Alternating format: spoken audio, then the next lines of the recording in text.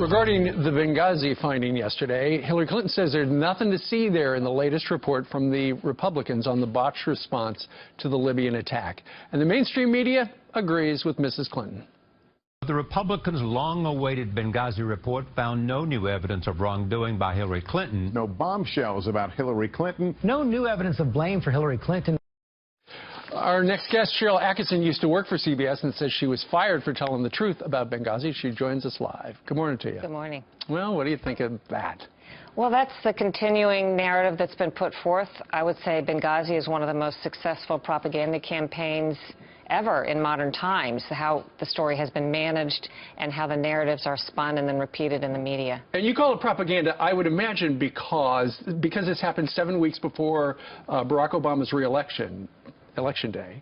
It was all about getting him the job for another 4 years, wasn't it? We didn't know it at the time, but I would argue that, yes, the witnesses that have come forward since then and the documents that have been exposed in the last couple of years clearly point to their concern 7 to 8 weeks before an election, where he had campaigned largely on the notion that terrorism was on the run and that he had done a lot to defeat it, and it seems like they really thought they could not have this rise right before the election. And this administration, this White House press operation has been expert at slow rolling and information. You know, people would ask for stuff. Oh, yeah, we'll get it to you. They never got it to you. And stonewalling. It's an art form. And not only them, I mean, there are a lot of people that are good at this, that do it now as a matter of, it's a cottage industry in Washington, how to manipulate the press and the narratives.